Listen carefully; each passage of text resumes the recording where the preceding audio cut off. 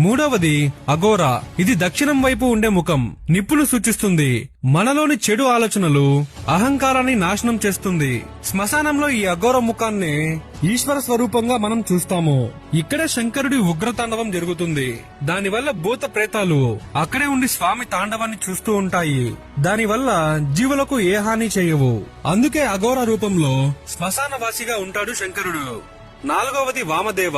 ఇది ఉత్తరం వైపు ఉండే ముఖం, నీటిని సూచిస్తుంది. ఇది ప్రపంచంలో సమతుల్యతను కాపాడి అందరినీ రక్షిస్తుంది. ఐదవది సద్యోజాత. ఇది పడమర వైపు ఉండే ముఖం, భూమిని సూచిస్తుంది.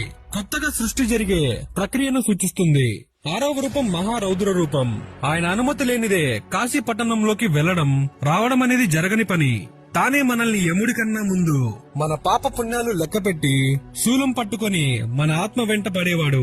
కాశీకి క్షేత్రపాలకుడు. కుక్కరి వాహనంగా దిక్పాలకులను ఆభరణముగా కట్టుకొని పాశాన్ని ఎడమ చేతిలో పట్టుకునే కాల భైరవుడు. భైరవుడిని మనసులో తలుచుకున్నంత మాత్రం చేత ఆపదలు పోతాయి. కాలభైరవ అష్టకం పఠిస్తే చాలు పాపాలు పోతాయి అని శంకరాచార్యులు వారు చెప్పారు. కాలభైరవుడు ఎలా పుట్టాడో ఒక కథ ఉంది. ఇది శివపురాణంలో కూడా ఉంది. ఒకసారి బ్రహ్మ విష్ణువులకు ఇద్దరిలో ఎవరు గొప్ప అనే విషయం మీద వాదన మొదలైంది. ఆ వాదన తీవ్రంగా జరిగింది. అప్పుడు వారి మధ్యలో ఒక పెద్ద అగ్నిస్తంభం లాగా శివుడు కనిపించాడు.